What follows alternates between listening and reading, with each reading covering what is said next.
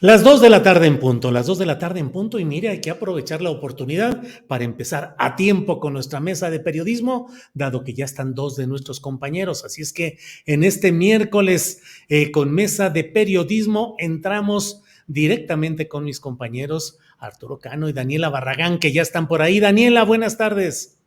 Hola Julio, muy buenas tardes. Maestro Arturo Cano, también muy buenas tardes. Muchas gracias por la invitación y feliz inicio de año. Todavía se puede dar el feliz año nuevo. Todavía, ¿cómo te la pasaste, Dani? ¿Cómo te pasaste esta temporada? ¿Y cómo ves lo que viene en este año a tambor batiente? Me la pasé muy bien, afortunadamente descansé porque, o sea, como que hoy me cayó el 20 de que apenas es 11 de enero. O sea, hemos tenido semanas bien Sí, intensas, que ya fue mucho 2023. sí, sí, sí, ya fue demasiado. Arturo, gracias, Daniela. Arturo Cano, buenas tardes. Muy buenas tardes, Julio. Saludos, Daniela, Alberto, y gracias a quienes nos acompañan y también, por supuesto, al equipo que hace posible este programa, como decían los conductores clásicos.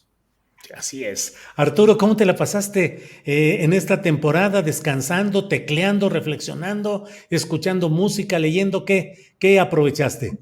Pues entre tecleo y disfrute de la ciudad, porque no salí, por Ujú. aquí anduvimos en las mesas, estuvimos Sí. platicando varias veces ahí con nuestra querida Adriana en tu merecidas vacaciones. Pero bueno, pues disfrutando algo la ciudad, leyendo y además, pues, digamos, la realidad no nos soltó Sí, sí, en sí. los días de diciembre. No se puede decir que nos pudimos ir, ausentar sin estar atentos con esta pulsión o esta hambre o esta necesidad que tenemos quienes nos dedicamos a este oficio del periodismo. Gracias, Arturo. Alberto Nájar, buenas tardes, ¿cómo estás? Bien, Julio, buenas tardes. Buenas tardes también a Daniela y a Arturo y a todos los que nos escuchan y a Adriana también, por supuesto. Claro, ¿cómo te la pasaste en estos días, en estas semanas y cómo vas viendo el arranque de 2023, Alberto? Pues yo me la pasé madrugando, Julio, pues yo no tuve descanso, tengo que estar Claro, muy temprano en la radio. claro. La gran ventaja es que el tráfico de la ciudad estaba bastante bueno, entonces sí era de rapidito llegar, pero pues sí, como dice Arturo, no hubo descanso, la verdad, estuvo bastante movidito el fin de año. Además, Eh, tenías que estar muy atento a la cotización del dólar, ¿no, Alberto? A la Para cotización del aprovechar tus dólar. dólares. ah, pues cómo ves que está hoy a 18.95 según esto. Pero bueno, Bueno, pues ahí, yo sé de algunos que van a estar ahorita corriendo por, ¿cómo se llama? Ya no existe el Melox, o como o el Trera, sí, ¿cómo se llama todavía existe, sí. esos antidiarreicos ahí tan populares? Sí, sí, sí, de que decían que esto se iba a disparar a 30 pesos por dólar y quién sabe cuántos pronósticos catastróficos.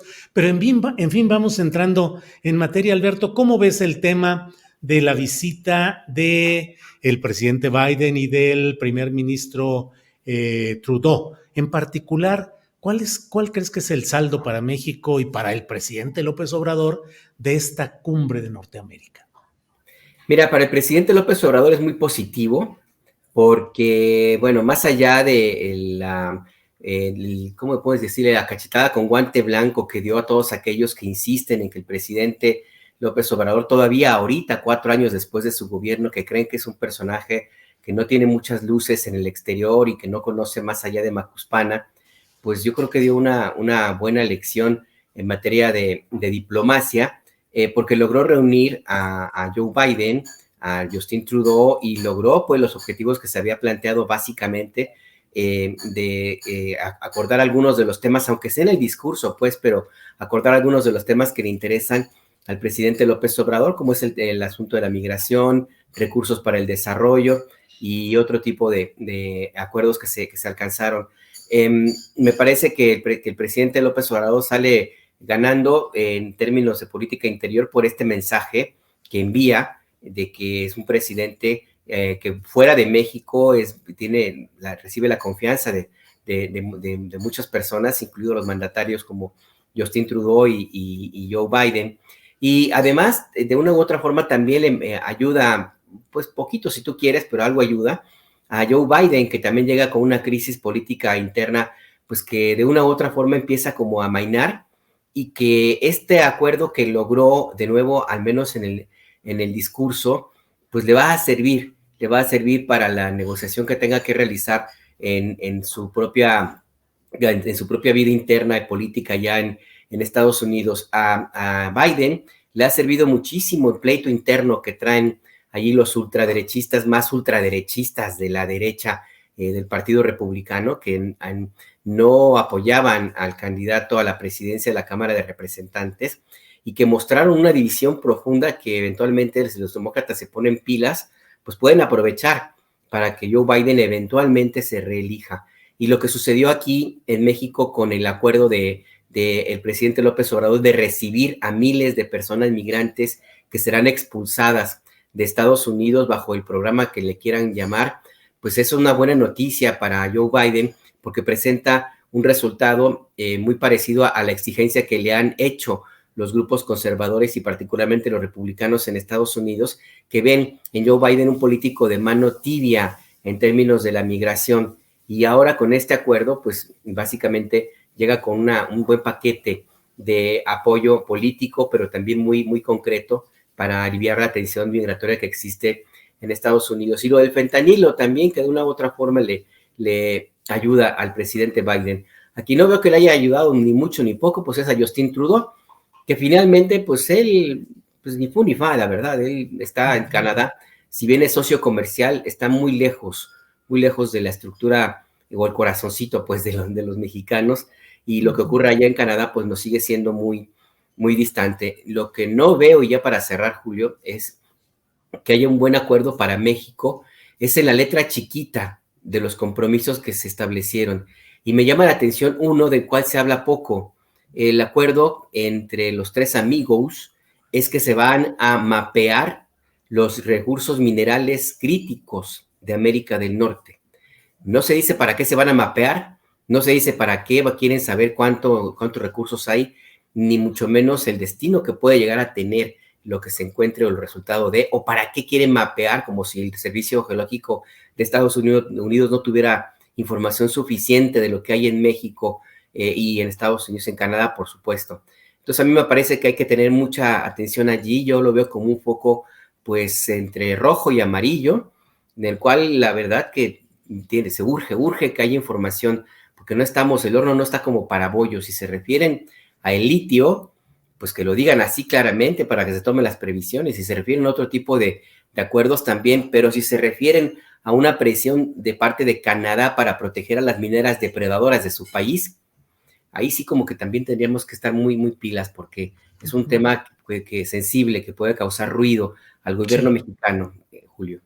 Bien, Alberto. Daniela Barragán, te pido, si así lo consideras adecuado, si nos puedes dar tu comentario respecto a la cumbre en sí, los resultados para México, para López Obrador, pero también me gustaría tener tu punto de vista respecto al papel que a mí me parece que fue distinto de la anfitrionía de la esposa del presidente López Obrador, que tradicionalmente este tipo de actividades paralelas de las esposas de los mandatarios pues se circunscriben a actividades culturales, folclóricas, relativamente superficiales o no tan profundas, digamos. Y me parece que ahora la esposa del presidente hubo un contenido más cultural, más intelectualizado, más histórico. Hubo un pronunciamiento que leyeron de manera conjunta, cada cual leía una parte, tanto la esposa del presidente Biden como Beatriz Gutiérrez Müller, y luego vi comentarios respecto a su vestimenta, que mira, como yo soy poco fijado en esas cosas, ni siquiera realmente entiendo claramente, pero críticas a la vestimenta en sí, cuando a mí me parece que esta vez hubo un giro, hubo un movimiento distinto en cuanto a la actividad de las esposas de los mandatarios. Si coincides en estos dos planos, adelante, o como tú lo quieras plantear, Daniela, por favor. No, claro que sí, Julio. Es muy interesante lo que sucede con la doctora Beatriz, porque pues desde el inicio ella ha estado marcando esta diferencia, ¿no? Ella es la que anuncia junto con el entonces presidente electo que pues de entrada ya no iba a ser primera dama, porque estamos hablando entonces de que hay mujeres de primer y de segundo nivel. Entonces rompe con esta etiqueta que, ojo, no en todo el país ha sido igual. Por ejemplo, en la pareja de Nuevo León, la esposa de Sí. Samuel García, ella sí se maneja y se presenta como primera dama y toma el papel del DIF, que también durante años, en una tarea tan importante que es que tiene que tener en manos ese organismo que también ha sido muy mal utilizado, se le entregaba a estas señoras simplemente por el hecho de ser las esposas. Entonces, aunque Beatriz Gutiérrez Müller a nivel nacional dice, pues yo ni del DIF, ni primera dama, y se ha ido zafando de algunas cosas. Lo que yo veo de este evento de la cumbre, creo que aunque ella políticamente, también simbólicamente, se ha zafado de estos, pues sí, estereotipos y encarguitos que se le dan a las esposas por considerarlas delicadas, por un asunto de familia, un asunto de mujeres, pues no logra zafarse del todo, pero sí veo que lo hace de distinta manera. Por ejemplo, con esto que comentaba hace unos momentos el maestro Nájar, de que muchos medios de comunicación y la oposición estaban a la espera de que el presidente cometiera el primer error para irse sobre él y decir que era una vergüenza nacional el papel del presidente, pues tenemos a una Beatriz que estaba pues sirviendo de traductor. Le estaba ella platicando, también empezando a hacer la plática en estas reuniones que deben ser complicadísimas de llevar. Entonces, más bien sirve como una compañera, y ahí sí yo veo un cambio, digamos, puede ser todo simbólico, pero en temas de género y del papel de la mujer en la política, esos detalles son importantes. Entonces no vemos a una mujer que se preocupó sobre todo por lucir un buen vestido, sino por también ayudarle a su pareja, que es nada más y nada menos que el presidente de México. Hablando ya sobre el tema de la vestimenta, también creo que esa parte ha ido cambiando, y también hay que entenderla desde los medios de comunicación, ¿no? Porque, por ejemplo, en los gritos de independencia, cuando aparecía Marta Sagún o aparecía Angélica Rivera, sobre todo con Margarita, pues fue también un asunto ahí muy gris, pero siempre en el grito de independencia era sacar la nota de, y el diseñador del vestido, y cuántos miles costó el vestido que llevaba ese día, la gaviota, cosas así, y creo que también ha ido cambiando porque pues a lo mejor la sociedad también ya va entendiendo que pues lo que importa en una mujer no es cómo se vista, sino el papel que juega. No hay que dejar de lado tampoco que pues Beatriz Gutiérrez Müller estaba siendo pues traductora y anfitriona con el presidente de una de las potencias, estuvo paseando también a la esposa de Joe Biden, y luego también ya con la pareja canadiense. Entonces no es que fuera una anfitriona de una reunioncita cualquiera, sino también era una responsabilidad fuerte. Entonces creo que va como de la mano todo, esta intención de Beatriz de mostrarse diferente, de hacer estos cambios simbólicos, pero que, insisto, en materia de género son importantes, y también creo nosotros como periodistas y la sociedad en general está dando esos saltos. Insisto, no en todos lados ocurre, porque hay parejas de políticos que todavía se aferran a esas prácticas de ser la pareja de guapos, de ser la pareja bien vestida, pero creo que también la gente está mostrando cada vez como un poquito más de desprecio a esas figuras, porque vaya que con Peña Nieto y la Gaviota, con esa pareja telenovelesca, tuvimos mucho y de sobra. Entonces creo que como que se va avanzando, y por eso también el tema de Beatriz Gutiérrez Müller importa, aunque, y voy concluyendo con esto, en Twitter sobre todo a ella le va muy mal. Siempre trae una campaña de odio muy, muy fuerte, que yo creo que valdría mucho la pena ponerle atención, porque siempre en los eventos en los que ella aparece se coloca una tendencia con un apodo bastante grosero, bastante agresivo, y en esta ocasión también empezaron a criticarla mucho por la ropa, por cómo se paraba, por cómo saludaba primero a los presidentes o a las esposas, etcétera, pero creo que sí es mucha misoginia, porque independientemente de lo que haga, en Twitter al menos, siempre se coloca a ella como tendencia con muchísimos insultos. Entonces, aunque mucha parte de la sociedad va caminando hacia hacia otro tipo de nivel de decir, bueno, las propuestas, como ella también como historiadora, porque es doctora, ella abonó en datos en este paseo de Palacio Nacional, que pues uno podría detenerse en cada salón de Palacio y hablar durante horas, en lugar de estar como en ese nivel de discusión, todavía en Twitter ella sí recoge mucha misoginia. Entonces, es muy curioso, pero sí, haga lo que haga, siempre le va muy mal en Twitter con esas campañas de odio y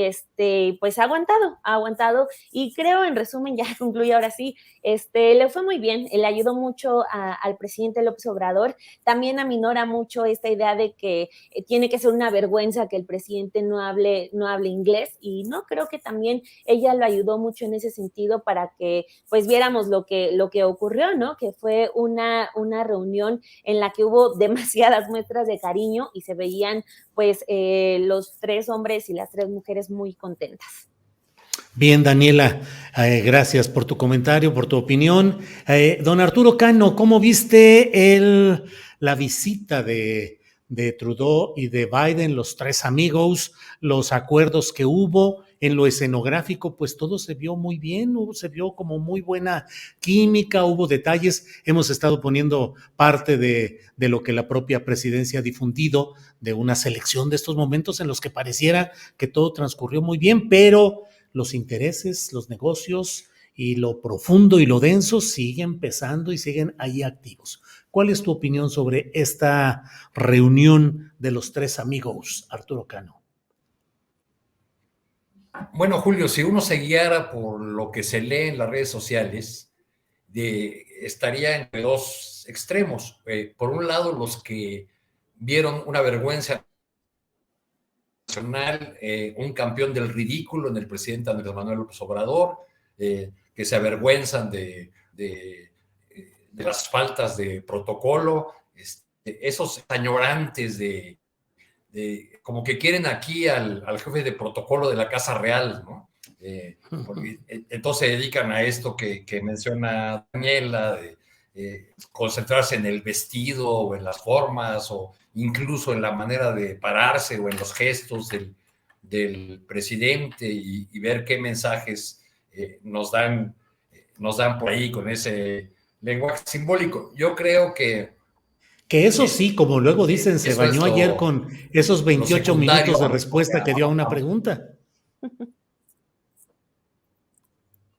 Sí, bueno, ese ya es otro cantar. Ya ven que él habla despacito y además tiene que explicar las cosas y aprovechó bien el foro con esas 2 figuras al lado para soltarse, ¿cómo le dicen? Dice el chiste ahora, los del pool de prensa que acompaña a Biden, AMLONG, ¿no? AMLONG. Referencia a la palabra en inglés de largo, ¿no? En vez de AMLO, por tirarse largo. Pero yo creo que independientemente de esto, que es algo que tiene muy ocupada la opinocracia o un sector de la opinocracia y de la oposición, pues ni la épica soberanista, ni el fracaso rotundo que auguraron desde antes que Andrés Manuel López Obrador asumiera la presidencia. Una relación difícil, complicada, bajo el paraguas de un tratado comercial renovado y que arrastra los mismos conflictos de siempre. No vimos en esta cumbre grandes soluciones porque se habla de comisiones y algunos acuerdos no del todo planchaditos, por lo que se vio al menos en el tema migratorio, porque Estados Unidos anunció o adelantó que México está dispuesto a construir otro centro migratorio en su frontera sur, y el presidente López Obrador dijo que no se hará eso en Tapachula, donde ya tenemos la tristemente célebre estación migratoria siglo XXI. Los acuerdos en materia de fentanilo, de armas, de otros asuntos, pues son ahí unos paquetes de buenas intenciones, dado que el tema más espinoso, más complicado, que es el tema energético, pues ya había quedado fuera de este debate, de esta discusión. Llama la atención la insistencia del presidente López Obrador en que Biden no ha construido un solo metro de muro. pues no lo necesita, entre otras cosas, porque México ha estado dispuesto a poner en práctica este muro humano, realmente este muro de seguridad que atraviesa todo nuestro territorio, y ahora como parte de una ayudadita a Biden, que quizá busque la reelección porque parece ser que no está dispuesto al retiro, pues México estaría dispuesto a recibir hasta 30,000 migrantes al mes durante 2 años. Esto es 720,000 personas, ¿no? Si se cumpliera esa cuota, ese techo de la cuota. Al mismo tiempo que se celebra que Canadá trata muy bien a los mexicanos que van a trabajar allá con visas de empleo temporal, sí, pero son 25,000 mexicanos solamente. Que además no tienen ni derecho a quedarse ni nada por esto, van a producir los alimentos de los canadienses y se regresan. Entonces, comparando esas cifras, pues digamos que se extiende esta humanitaria que hemos tenido a lo largo de todos estos años, y por eso llama la atención ahí en la primera fila que estuviera en la primera fila de Palacio Nacional el comisionado del Instituto de Migración entre secretarios de Estado, así como la ausencia del fiscal Gertz Manero, ¿no? Que varios medios destacaron que llamaban la atención esa ausencia.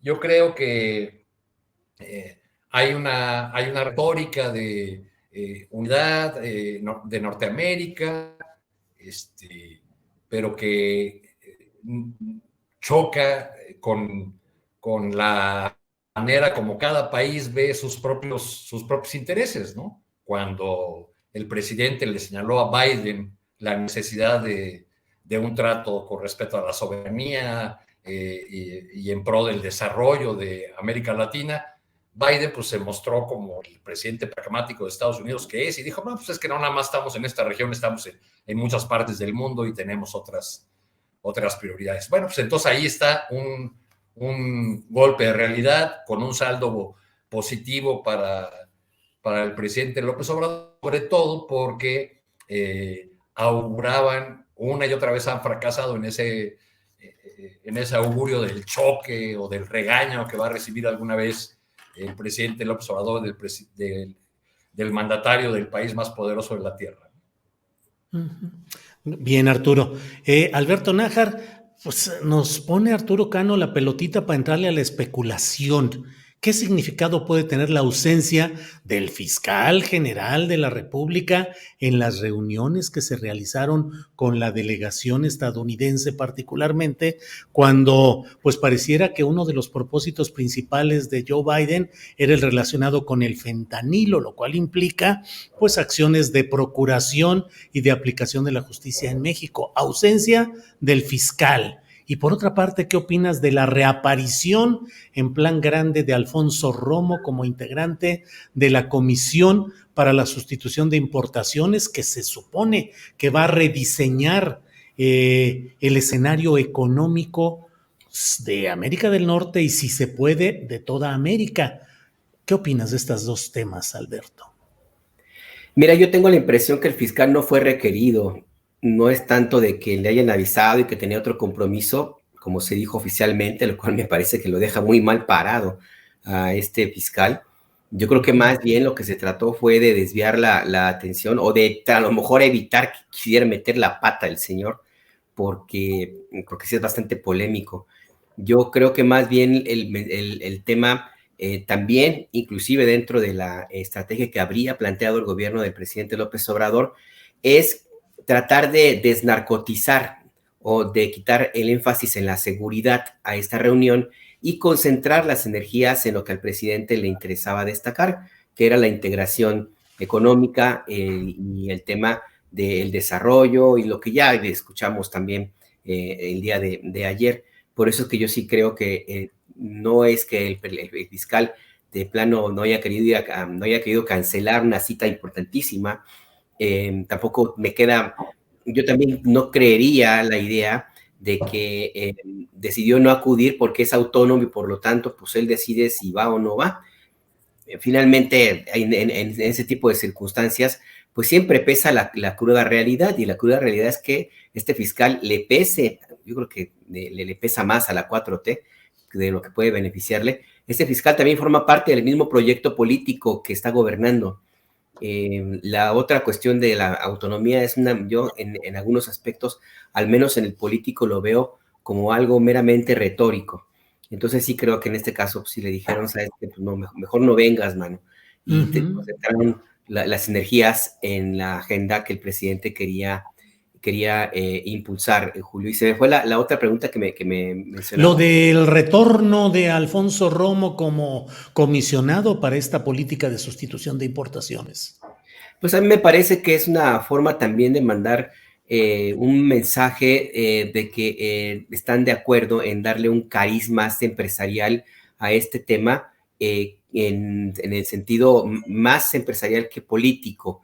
No me queda muy claro de qué forma un personaje como Alfonso Romo, formado en las líderes empresariales del neoliberalismo, pudiera estar como que muy de acuerdo con ese espíritu de la propuesta del presidente de la sustitución de importaciones, que es un lema que yo escuchaba cuando estaba en la secundaria, hace ya un buen rato, y que finalmente pues es algo que en algún momento se hizo a un lado, pero por completo, desde 1986, cuando México entró al GATT, luego la Organización Mundial, que luego se llamó la OMC, y ya que se echó un saco roto definitivamente con el tema del Tratado de Libre Comercio y ahora el TEMEC. Yo creo que más bien ahí la presencia de Alfonso Romo va para custodiar o estar presente en algunos asuntos muy, muy específicos de interés para el presidente López Obrador y también para algunos empresarios. Y pienso de entrada en los automóviles eléctricos y todo este tema, el tema de la creación de gran hub de la industria de avanzada, la industria de la producción de este tipo de automóviles aparentemente no contaminantes que se plantea para Sonora. Entonces yo sí creo que es casi como una idea muy, muy pragmática. Por lo demás, yo no le vería mayor interpretación política, más allá de que, bueno, pues sí, el presidente pues quiso rescatar a su cuate, algo que yo no tengo claro si finalmente alguna cosa hizo Alfonso Romo como para apoyar en la reunión que se llevó a cabo el día de ayer. Bien, Alberto, gracias. Daniela Barragán, en esta montaña rusa de la información en la que vivimos, vamos de bajada con una información, sube otra, viene otra, acabamos de pasar esta cumbre norteamericana, todavía hoy la noticia estaba en Palacio Nacional con lo de la visita de Trudeau y su esposa para cerrar este esquema, y sale la información con la jefa de gobierno Sheinbaum, el jefe de la policía García Harfuch y la fiscal Ernestina Godoy sobre el caso de Ciro Gómez Leiva. 11 detenidos y al menos una narrativa que pues parece apuntar a un asunto de un grupo de crimen organizado. No se sabe quién los contrató o por qué, cuál fue el móvil y quién sería el autor intelectual, pero bueno, ahí está esa información. ¿Cómo la has visto, Daniela Barragán? Pues bueno, el tema de Ciro también, regresándome otra vez a lo de redes sociales, creo que ha tomado distintos factores ya. Por un lado, a mí sí me gustaría, incluso como por un tema de congruencia, ¿no?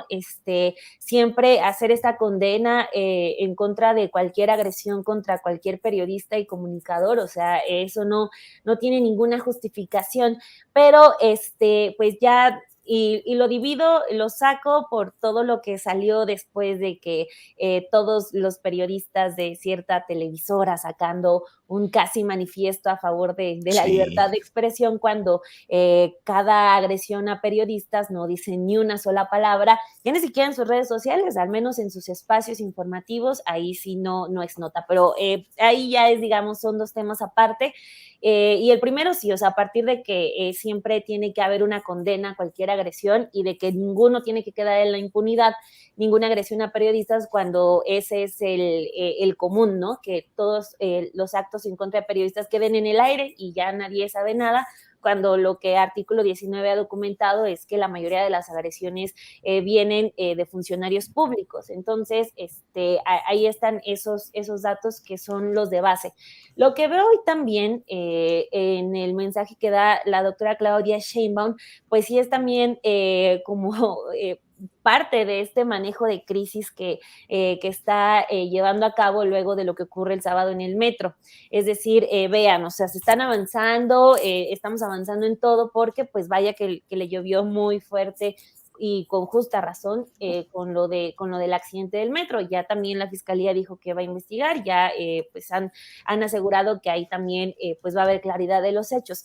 Pero sí veo también como esta parte de salgamos a hablar de lo que se está haciendo. Entonces, pues vamos a ver en qué es lo que ocurre. No quisieron ellos adelantar muchísimo más porque los colegas de los medios sí estaban preguntándole si era crimen organizado, si era esto o aquello, y no quisieron dar ninguna información, así lo dijeron tal cual, no queremos especular, pero también la sentí como incluso la presentación muy atropellada, o sea, también poniéndose de acuerdo ellos sobre lo que iban a decir, corrigiendo la presentación de García Harfuch. Entonces, no sé si lo aceleraron justo en esta semana de que deben estar en llamas ahí en el gobierno de la Ciudad de México. Entonces, por lo del metro, Daniela, que es lo que están señalando mucho en las redes, que fue una jugada de sacar este tema para tratar de disolver lo de la línea 3. Pues sí, o sea, claro que es especulación esto que digo, no tengo ahí que lo sustente, pero pues sí es como de intentar poner ahora el enfoque en otros temas, que claro que el tema de Ciro mueve, se coloca en todos los medios de comunicación, es tema incluso de la mañanera. El presidente ya en más de una ocasión le ha pedido desde Palacio Nacional a Claudia Sheinbaum que informe porque se convirtió en un tema bastante político. Entonces, pues sí se me hace como demasiado que haya salido justo esta semana, e insisto, con una conferencia de prensa muy atropellada y que solamente da datos de un tuit que ella ya había publicado minutos antes, es decir, solamente añadieron unas imágenes, pero ella ya había dicho en su cuenta de Twitter los detenidos, el operativo, etcétera, y pues no abona muchísimo más. Sí lo siento tal cual como un arma que se sacó en esta semana de crisis.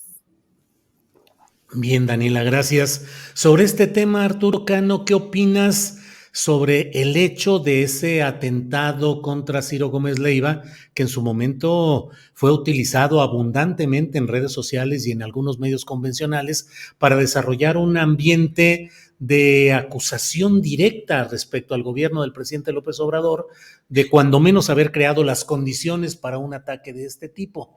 No hay en lo que ha dado a conocer hoy las autoridades de la Ciudad de México más que pues el reporte de los cateos, 12 cateos creo, 11 detenciones, algún material decomisado, pero aún no se revela lo esencial, que es saber el móvil y la autoría intelectual. Pero, ¿cómo vas viendo el desarrollo de este tema, Arturo?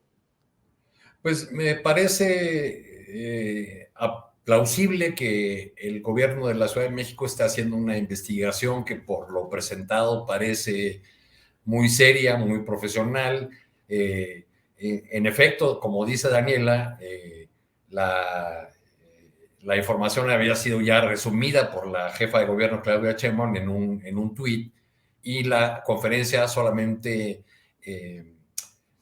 aporta detalles sobre esos datos que ya había dado de manera muy resumida, pero creo que esos detalles son muy importantes, porque en lo que presentaron está fundada, afincada la seriedad de esta investigación, o así lo parece. Es de esperarse que esta investigación continúe y que no se quede, como sucede lamentablemente en muchos casos, solamente en la autoría material, en los sicarios que contratan, que podrían haber sido esta célula delictiva u otra de las que operan en la ciudad. El caso del periodista Gómez Leiva nos permite, por otro lado, hacer un contraste. Desde hace unos días están desaparecidos 3 comunicadores del estado de Guerrero, de la zona de Tierra Caliente, y no han recibido, el caso de ellos no ha recibido ni el 1% de la atención que recibió el caso de Ciro Gómez Leiva, por otro lado utilizado por las oposiciones para hablar de ya no hay libertad de expresión, de atentado contra la libertad de prensa, etcétera, etcétera. Bueno, pues no dijeron lo mismo con el caso de Paco Stanley, pero la intensidad de los ataques en contra del gobierno entonces de Cuauhtémoc Cárdenas fue muy similar, fue una utilización de un hecho de esta naturaleza para culpar a un gobierno, para construir una narrativa de un gobierno, por un lado incapaz y por otro lado ahora enemigo de la libertad de expresión.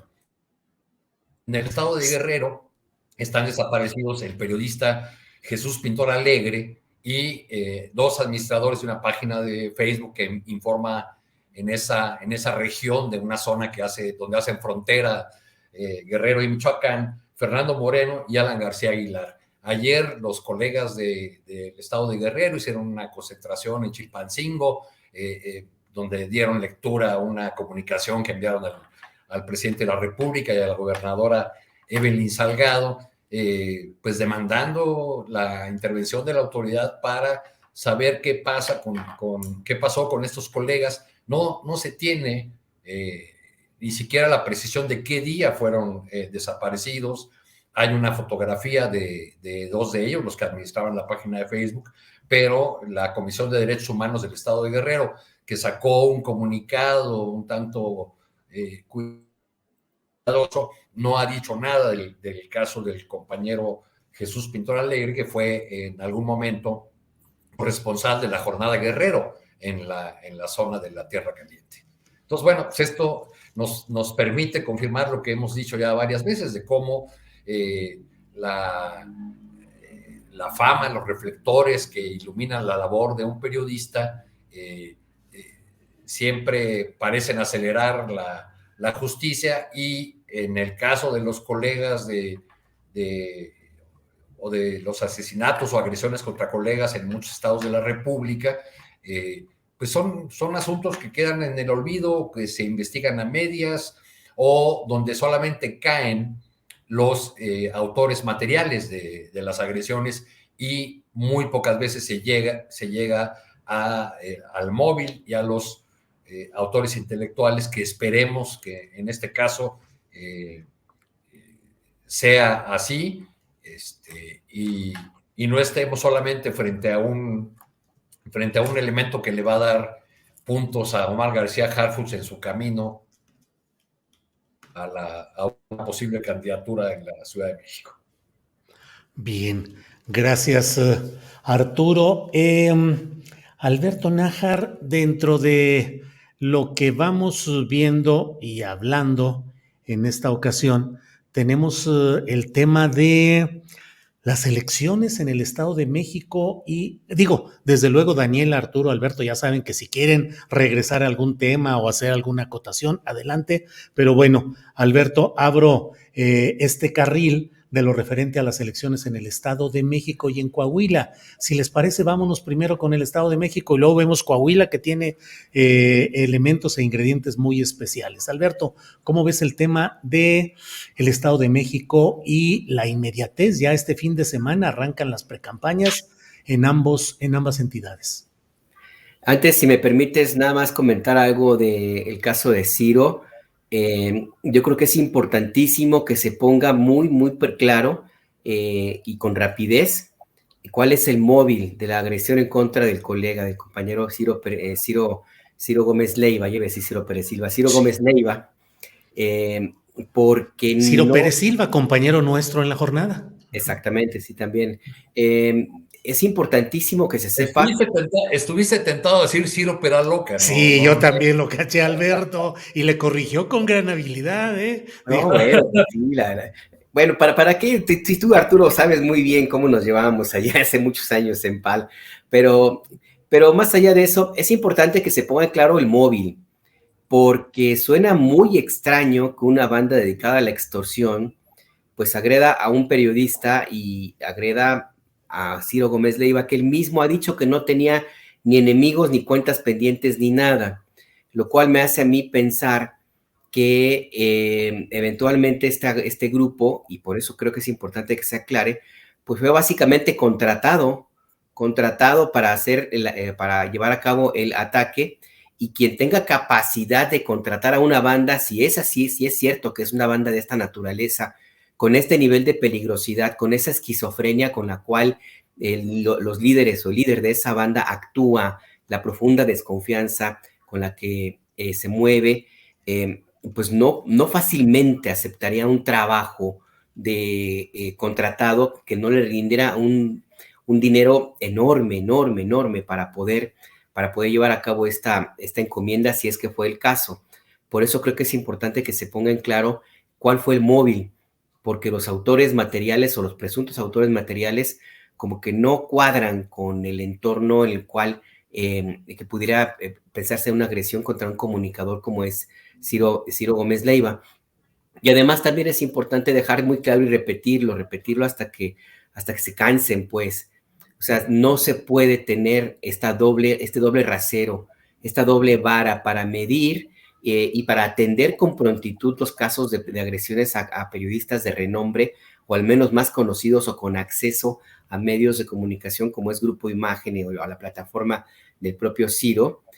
No se puede seguir con ese doble rasero de atender prioritariamente a estos personajes y dejar de lado a todas las agresiones que todos los días hay en contra de periodistas de a pie.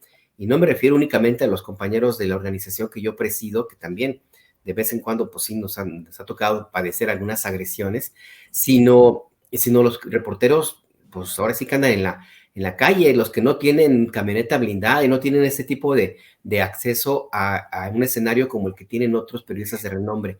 Yo creo que es importante que lo repitamos y que no nos cansemos. Sí, se tiene que aclarar con prontitud y castigar a los perpetradores o a los autores del ataque contra el compañero Ciro Gómez Leiva, pero no es el único caso. Tienen que aclararse todos, porque la raíz de la violencia en contra de los periodistas radica justamente en la impunidad. El 99% de los ataques contra periodistas nunca se investigan. Ciro está en ese 1%. Yo creo que tendría que ser la excepción y no la norma. Entonces yo creo que es importante dejar muy claro eso, Julio. Se tiene que Alberto, todos. Sí, lo de los 3 compañeros de Tierra Caliente con sede en Guerrero, con este medio de comunicación llamado Escenario Calentano, 2 de ellos aparecidos en un video con cadenas en los pies, en las manos, haciendo declaraciones evidentemente inducidas y forzadas por sus captores. El caso de un periodista en Oaxaca que cubría el intento de linchamiento contra una mujer y le quitaron sus celulares, su cámara, las incendiaron y luego a él lo golpearon hasta conmocionarlo. Son hechos cotidianos que requieren la misma atención y la misma diligencia de las autoridades para atender casos extremos como el de estos periodistas de Guerrero secuestrados, tres son, y por ejemplo el caso de este periodista oaxaqueño. Perdón, Alberto, solo para agregar ese dato. Adelante, sí. Es importante que se aclaren todos, o sea, porque no me parece, yo estoy casi seguro que a Ciro tampoco le convendría que se mantenga la narrativa de que sus agresores eran unos extorsionadores. Flaco favor le hacen al compañero Gómez Leiva en ese sentido. Y se tiene que profundizar y poner en claro para dejar, quitar cualquier especulación. Insisto, un grupo delictivo de esa naturaleza, si es como dice Omar García Harfuch, que opera, difícilmente se prestaría para una ejecución, o a lo mejor y sí, pero cobrarían carísimo sus servicios, y entonces ahí hay que preguntarnos, ¿quién puede pagar para agredir de esta manera así a un periodista como Ciro Gómez Leiva? ¿Y cuál sería el propósito entonces de invertir tanto dinero para crear escándalo con un caso mediático de alta envergadura como este? Claro. O sea, ¿a quién le conviene? ¿A quién le conviene que se agreda a un personaje como Ciro Gómez Leiva y que se cobre tanta relevancia? O sea, ¿de veras? ¿Es así el tema? ¿O es otro interés? Digo, nada más hay que pensar que hay grupos empresariales que han financiado durante mucho tiempo a granjas de bots, y también a la oposición, pues son los que le pagan el sueldo ahí al PRD, al PRI y al PAN. Entonces, pues digo, ¿para qué abrimos la puerta a especulaciones? Ni es el primer país en el cual intereses densos de este tipo financian hechos que desestabilicen y creen un ambiente de temor social y de reacción adversa a los gobiernos en turno. No sería la primera vez. Alberto, si me permites, vamos a seguir con el tema del Estado de México. Voy con Daniela, Arturo, y luego regreso contigo sobre este tema del Estado de México. Daniela, ¿cómo ves el tema? Ya están anunciando que mañana habrá conferencia de prensa en la cual se dice que se va a anunciar ya la candidatura, sea candidatura común o por coalición entre PRI, Partido Verde y para plantear ya esta alianza electoral en la cual serán, PRI, PAN y PRD los que anunciarán. Sí, PRI, PAN y PRD los que anunciarían. Sí, lo del verde estoy pensando en lo de Coahuila, pero ahorita ya entramos en eso. ¿Cómo lo ves, Dani? Que no es raro colocar al verde con cualquier partido, sí, porque sí, ellos se acomodan muy bien. Sí, donde pero, sea. Claro. Híjole, lo del Estado de México va a estar complicado. O sea, por un lado creo que el PRI va a querer optar por sacar sus mañas, las que ha utilizado durante años para controlar esa entidad, pero por otro lado no sé si le sean suficientes. Y eso lo he estado pensando porque me llamó mucho la atención ya esta última demostración de confianza y de respaldo entre el presidente López Obrador y el gobernador Alfredo del Mazo. Lo pensaba porque Alfredo del Mazo, desde que empieza su administración, siempre se manejó en muy bajo perfil, con mucho trabajo sale de Toluca para eventos poco controlados. Pero durante todo este tiempo, estos 6 años, se ha manejado incluso muy lejano a su partido, del que él es de las familias principales que lo componen, de los del Mazo, muy cercano, pues el primo de Peña Nieto, nada más y nada menos, esta onda del Grupo Atlacomulco, Golden Boy, todo, ¿no? A pesar de la cercanía que él tiene con el partido, esa cercanía incluso natural, estos 6 años él ha estado muy lejos del priismo, al menos el público, ¿no? No sabemos qué haya pasado, pero a mí como que me salta que va a ser una relación más o menos como la que llevó el presidente López Obrador con Enrique Peña Nieto.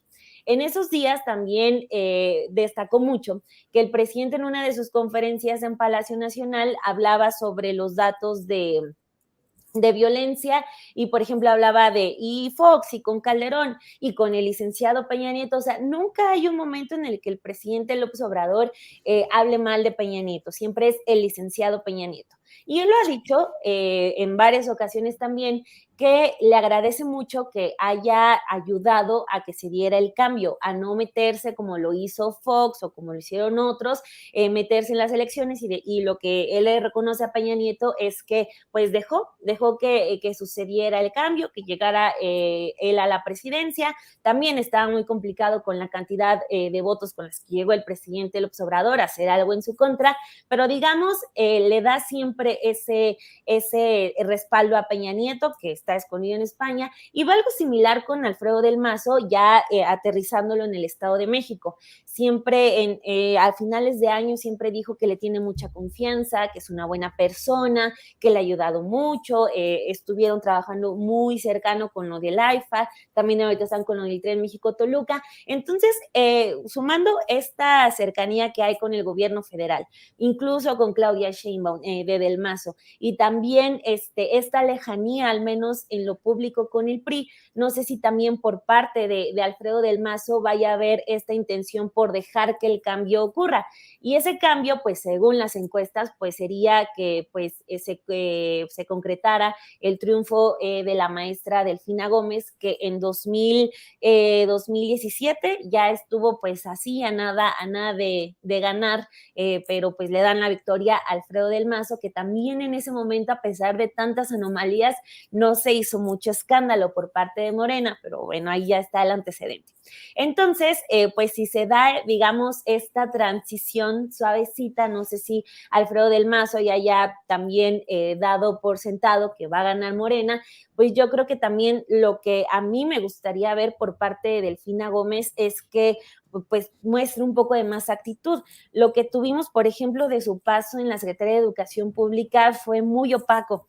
Entonces, a pesar de que todo mundo, todos los partidos quieren ganar el Estado de México, si Morena está a un paso de hacerlo, sí me gustaría que Delfina Gómez tenga una campaña agresiva, porque el Estado de México no solo es botín político, y lo digo como mexiquense, o sea, es un estado que tiene muchísimos problemas y que los políticos tienen que estar a la altura de tomar una entidad que está controlada por el PRI, que sí tiene muchas prácticas culturales malas y que está en la pobreza, que está en pésimas condiciones. Casi todo lo que hay en el Estado de México está mal hecho y eso también nos refleja que ha sido gobernado durante casi 100 años por el PRI.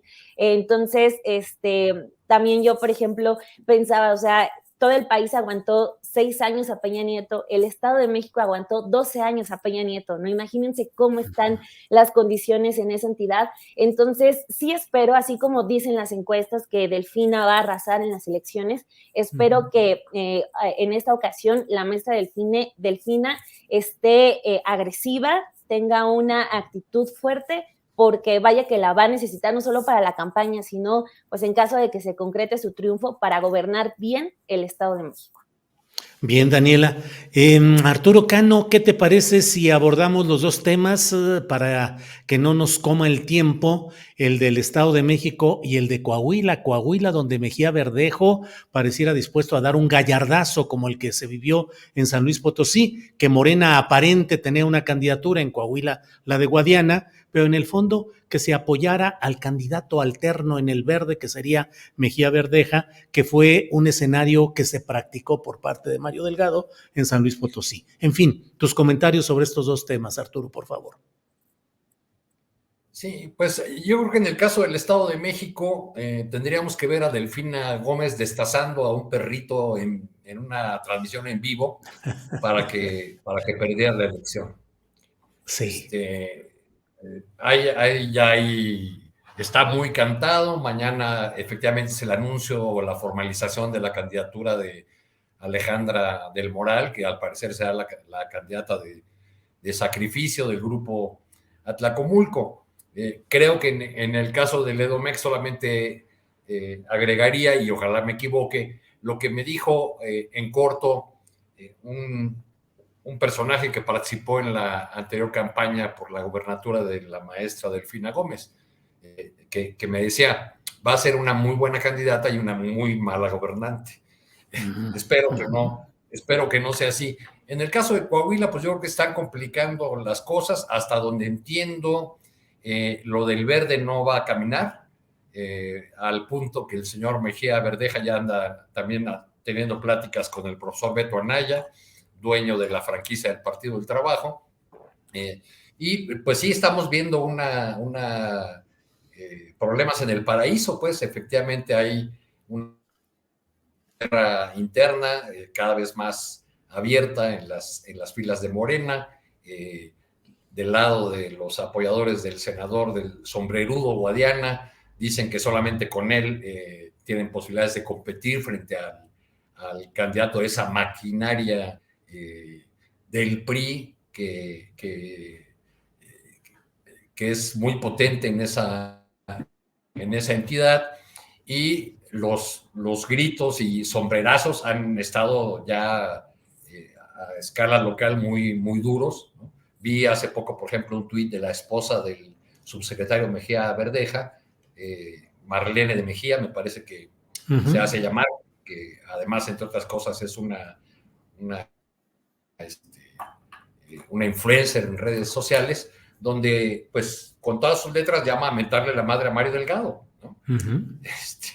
Y lo acusa de traición, etcétera, etcétera. Creo que ahí se les descompuso el panorama, pero bueno, pues tenemos un personaje cuestionable por ser empresario del carbón y otro personaje al que en Coahuila apodan el Acapulco, porque apenas en 2018 fue candidato del Movimiento Ciudadano a presidente municipal del puerto de Acapulco.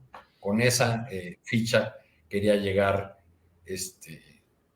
a la gubernatura de Coahuila. Creo que ahí sí se les va a complicar el escenario a Morena. Además, frente a una maquinaria electoral construida por Moreira, pero ahora bien aceitada por el gobernador Riquelme de Coahuila. Entonces creo que ahí sí tendrían alguna dificultad para ganar. Bien, gracias. Alberto Nájar, ¿qué opinas de lo que está sucediendo o pueda suceder en estos dos casos, Coahuila y el Estado de México, que son las elecciones fundamentales de este año? Habrá también la elección de un senador, de la suplencia de un senador en Tamaulipas, pero bueno, solamente eso. En lo general, las dos elecciones del 2023 son Estado de México y Coahuila, reductos históricos del priismo todavía, donde solo quedaría Durango con Esteban Villegas como el único gobernador priista, si es que son barridos los priistas en estas dos entidades. Pero ¿cuál es tu opinión, Alberto? En el caso del Estado de México, yo creo que la profesora Delfina tiene muchas posibilidades de ganar. Ahí el tema, lo que habría que preguntarse no necesariamente es si va a poder ganar o no, sino si la guerra interna, si tenía todos los hilos amarrados allá dentro de Morena para que no le jueguen chueco al interior de ese partido, porque pues, por más que quieran y que se comprometan y se tomen la foto, etcétera, pues no hay que olvidar que en Morena sí sale de vez en cuando ese perredista que todavía trae muy, muy dentro. Entonces, pues ahí habrá que estar muy pendientes en el caso de Delfina. Habría que preguntarse el destino de Alfredo del Mazo. No sé hasta dónde, no lo veo en ninguna embajada, ni tampoco como cónsul. No sé, ahí habría que revisar si eventualmente su destino, perdón, vayan a ser el mundo de los negocios. En fin, habría que preguntarse qué va a pasar con Alfredo del Mazo y si el acuerdo que eventualmente tendría que haber llegado le va a funcionar para que no lo persigan una vez que pierda el PRI la elección en el Estado de México. Todavía falta un ratito. Yo sí creo que muy a pesar de Alfredo del Mazo, algunos grupos priistas no van a dejarse y sí van a intentar hacer de las suyas para tratar de hacer trampa en la elección del Estado de México. Y en el caso de Coahuila, pues está clarísimo que es un acuerdo para que pierda Morena. Ahí yo no veo otra lectura. No sé si finalmente la jugada de que Ricardo Mejía Verdeja sea candidato del Partido Verde les funcione. Yo creo que más bien ya están dando por perdida esa entidad. Y entonces ahí la pregunta es, ¿la negociación es a cambio de qué? O sea, porque también está ahí detenido el desafuero de Alito Moreno, o sea, está parado en la Cámara de Diputados. Entonces, habría que incluir en el balance preguntas fuera de estos dos estados en disputa, Julio. Alberto, pues sí, el grupo Atlacomulco, con todos sus grandes representantes en el Estado de México, parece condenado a sufrir su primera derrota en 90 y tantos años, que con diferentes nombres, pero ha sido la continuidad del mismo sistema, la misma forma de hacer política. El grupo Atlacomulco, que sería relevado por el grupo Texcoco, que tiene también su historia, no en el ejercicio directo del poder del gobierno del Estado, pero vaya que tiene historias complicadas también. Y en Coahuila, donde el coordinador de los diputados federales, Rubén Moreira, pues parece un factor necesario para ciertos avances legislativos eventuales y futuros. Y bueno, pareciera que por ahí se dan ese tipo de arreglos y discusiones. Daniela, pues estamos ya en la parte final, alcanzamos para un postrecito breve de lo que quieras agregar, Dani.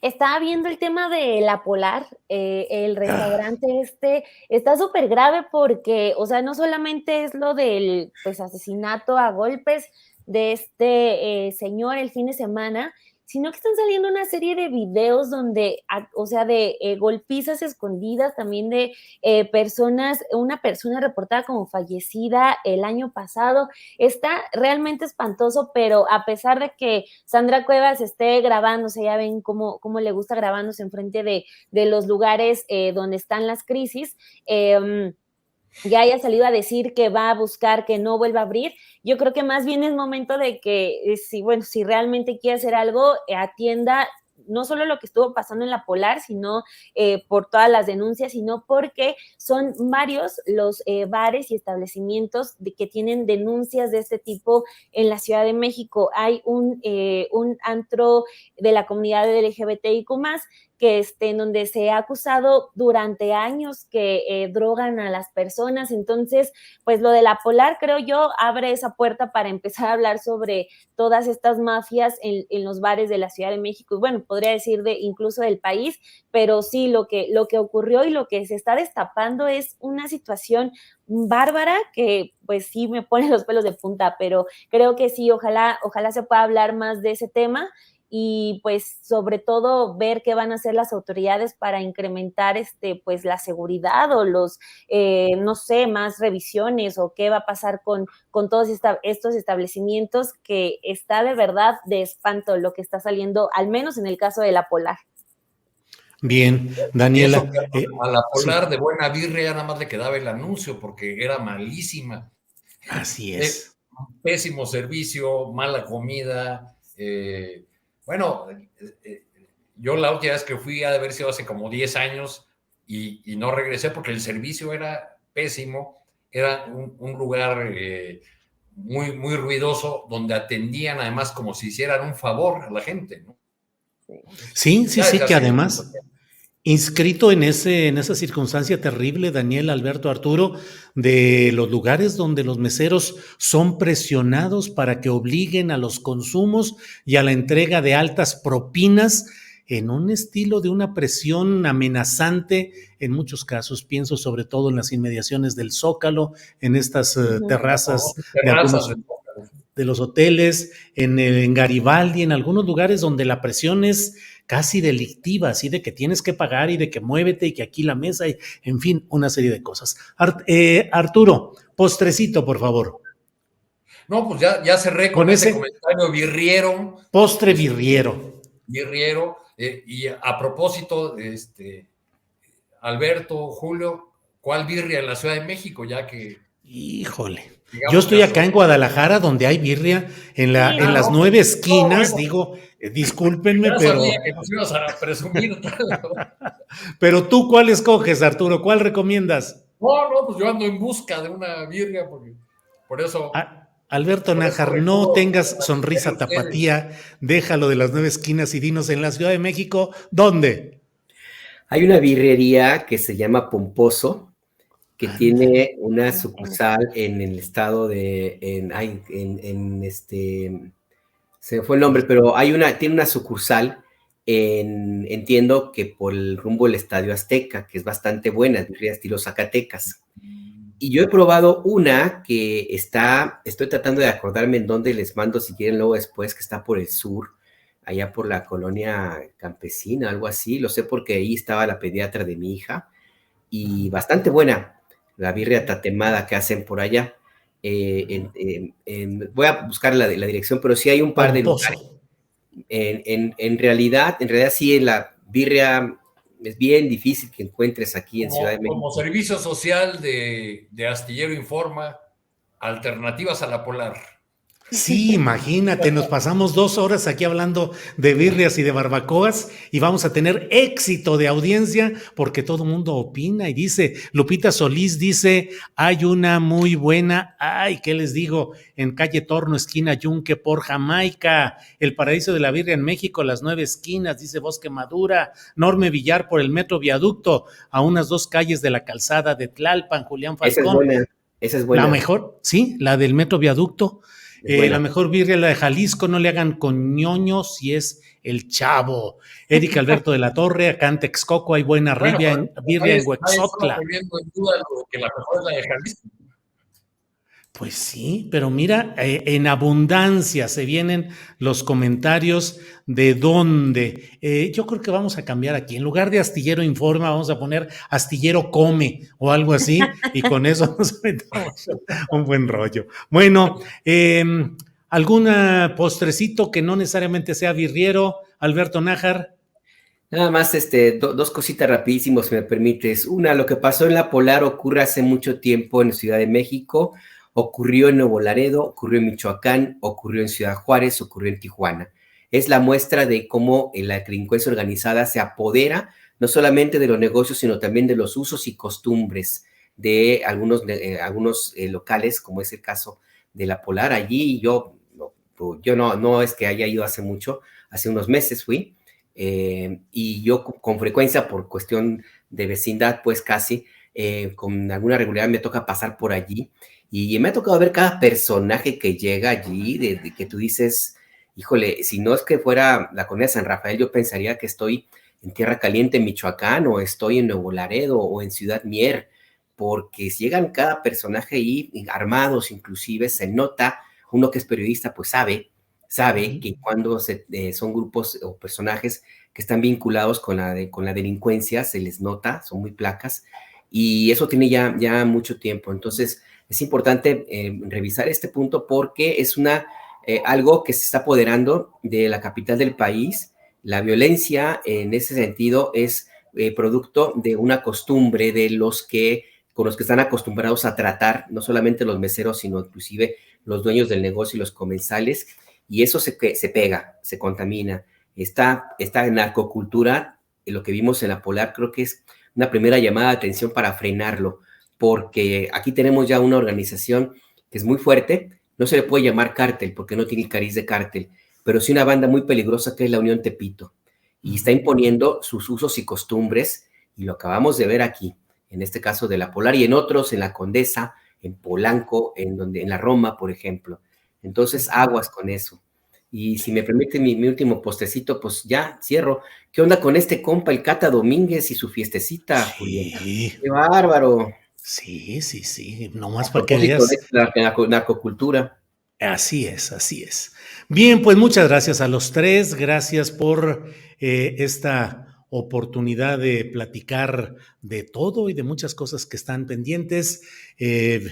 Nos vemos el próximo lunes y a darle en este 2023 que está con todo y a tambor batiente. Daniela, gracias y buenas tardes. Muchísimas gracias por la invitación, Julio. También un saludo a Adriana Buentello. Un placer, Arturo, Alberto, y a todos los que nos vieron. Muchas gracias y no se olviden de dejar like. Eso. Arturo Cano, gracias y buenas tardes. Muchas gracias, saludos, que la pasen muy bien. Gracias, Arturo. Alberto Nájar, gracias y buenas tardes. Gracias, Julio. Un abrazo, Daniela, también a ti, Julio, Arturo, Adriana, y buen provecho. Gracias. Hasta pronto.